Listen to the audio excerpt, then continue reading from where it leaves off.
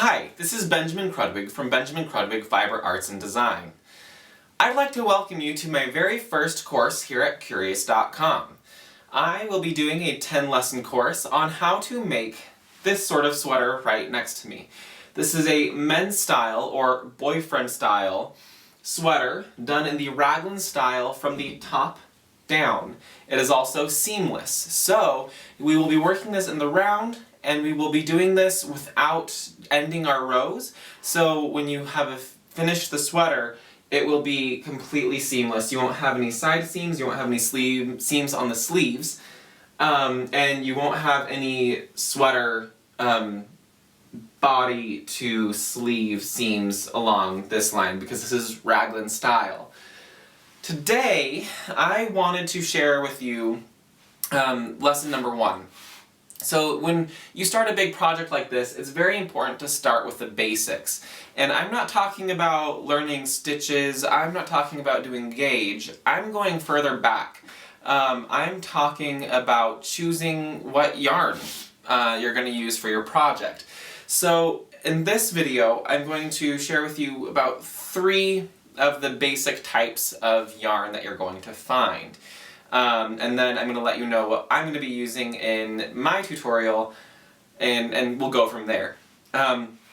So in the world of yarn, there are 3 basic types. There's synthetic, there are plant fibers, which are also known as cellulose fibers, and then there are protein fibers, which are most often termed the animal fiber. All of them are equally good to use in different applications, so I'm not trying to bash any particular type of yarn as long as we use the right yarn for the right application. Here I have 3 different types of yarn. I'm going to go through each one and talk to you about what is good about each of them. So I'm going to put these 2 aside. This is a synthetic yarn. It's 100% acrylic. This is Vanna's Choice by Lion Brand. I don't remember what colorway this is. This is just a gray. And this is a good yarn for baby outfits. It's machine washable and machine dryable. It's very sturdy. It's a very sturdy yarn. It's a worsted weight yarn here. Doesn't really matter what weight, they're all going to act pretty much the same when you're in the acrylics. One thing that I will say is that you have to be very picky about what kind of acrylic or what kind of synthetic yarn you use, because some can be very scratchy, and those are going to be your really cheap yarns. Your slightly more expensive yarns, but still affordable, they're going to be a little bit softer. I like Vanna's Choice for that reason. It's a pretty cheap ball of yarn. I think it's about $4 per ball, and it's a very soft feel to it. It's a very soft hand. The fabric, so this is single crochet, my swatch, unwashed. Fabric does behave differently when washed than when unwashed. I just wanted to show you the initial, what a yarn will do initially right when you work with it. So it's very stiff, there's not much drape to it. I'd almost be tempted to go up another hook size for this one, just because the way that it works is very stretchy, it's very springy, so it'll kind of collapse in on itself, which is why it's very dense. It's good, again, like I said, for baby outfits because you can wash it. Other than that, I prefer to use natural fibers. It's just a little bit more sustainable, and I like the feel of them better. However, this is okay. I made this particular sweater to the left of me here with Vanna's Choice in 2 different colors. So it's a very comfortable sweater, it's very warm. So there isn't much of an issue of warmth scale or a warmth factor there, where you might think that because it's synthetic that it's not very warm, but it is actually quite warm. The stitch size is pretty dense, so it's not very holey. We're not getting a lot of drafty air coming through this, which you can sometimes get with crochet.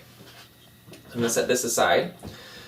The next one I have here, this is a plant fiber. This is from Universal Yarns. I will be using their yarn throughout this whole project. This is a cotton linen blend. It's beautiful. This is a beautiful yarn. I love the color. However, I do find that in the proper gauge that I saw with the ball of yarn, it's a little airy. So I'll show you up here. You can really see how holey this looks.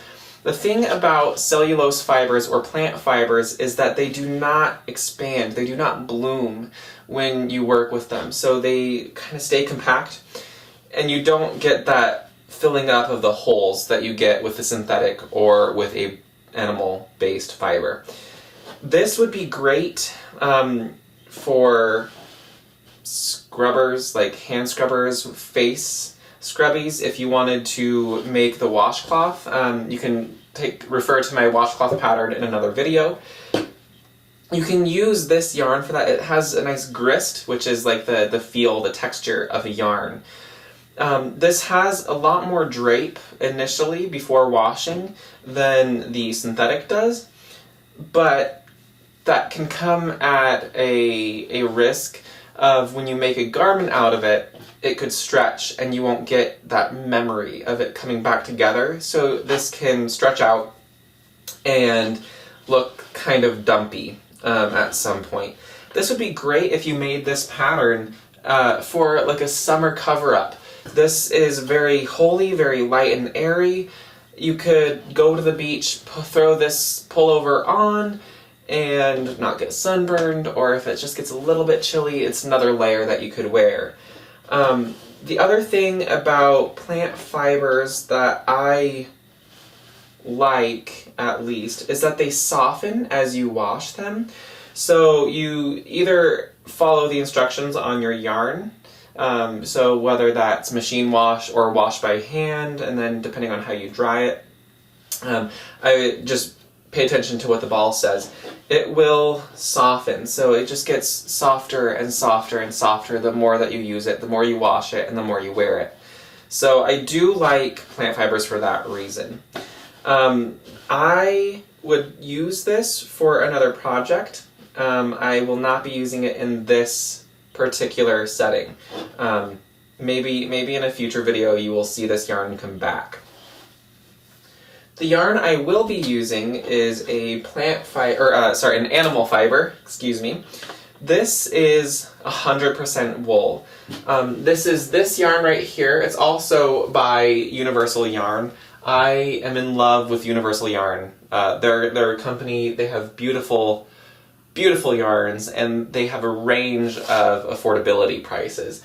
This is their deluxe worsted weight wool. It's 100% wool, so this is definitely a wash by hand, dry by hand fiber, which for most sweaters, it's better if you don't put them in the wash, into a machine wash, because they won't last as long. This is a worsted weight. I find that it's a little bit more of a thick worsted, like a bulky worsted, than that acrylic that I showed you. So it's a little bit thicker than I was expecting. I did use the recommended hook size for this gauge swatch, and I find that it's a little dense for me.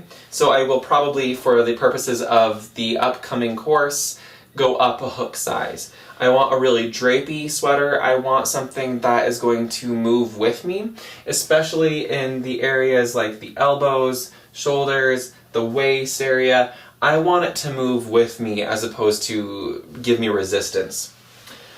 I think that this yarn, even though it is 100% wool, is extremely soft. Oftentimes when you work with a wool yarn, it can be very itchy.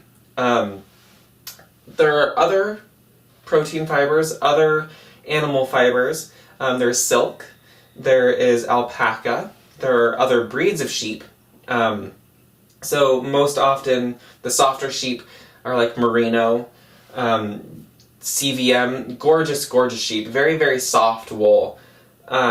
You also have some fibers that are called luxury fibers, so that's camel, yak, bison, llama, paco vicuna, or vicuña, I'm not sure how you say it. Those are very delicious yarns. Cashmere is another one. They're very soft, and oftentimes you see those used in high-end sweaters. A lot of those do have a halo effect, so you'll work the project up using that yarn, and after you wash it, you'll get this kind of fuzz. And that's just the fibers coming out of the yarn a little bit, just the tips, and it creates this lovely halo effect. Wool has less of a halo effect, but it does full. That's when you wash it, it expands, and it will fluff up a little bit. So that's another reason why I like to go up a hook size, because once I wash this, it's going to shrink a little bit, and also the fiber will fill in the holes left in between each of those stitches. Great things about protein fibers. For most protein fibers, I will not say all, this does not apply to alpaca or to silk. This applies to most wools. It has memory. There is crimp in the fiber, and so what that does is after you've spun it, it will remember its position. So it will want to come back to its crimp state. This gives the fiber bounce, it gives it structure, and it gives it a lovely feel to it, a squish. Everybody loves a little squishiness in their sweaters. Wool is great for most applications, and you don't have to use it in a sweater application, but that's, for this course, we're going to use it for a sweater. I will be using this lovely color, which is right behind me here, in Rust, as well as the main body of the sweater will be in Shamrock. So it is slightly Christmassy. It's kind of a vintage Christmas look. I'm very excited about starting this project with you. So come back for the future lessons. We're going to teach you about how to measure for a sweater properly. I'm going to teach you about choosing the right gauge for your project. And then I'm going to talk about how to translate the gauge and your measurements into a pattern. So there will not be a true pattern for this project because I want you to choose your own yarns. I want you to choose your own measurements. And that way you're going to get a sweater at the end of this that fits you. It's going to be very personal to you. The other great things, we're going to talk about changing colors of yarn. So in this one I changed from gray to blue back to gray. I'm going to teach you how to do a fancy stitch in between changing those colors. And then at the very end I'm going to teach you about how to do a nice cuff and hem for your sweater. Oftentimes in crochet sweaters it looks very blocky, there isn't much shape, so in this one I really want to get that knit look, but with crochet. So I hope you enjoyed this first lesson on choosing the right yarn for your project, and I can't wait to get going with you. Thank you for watching.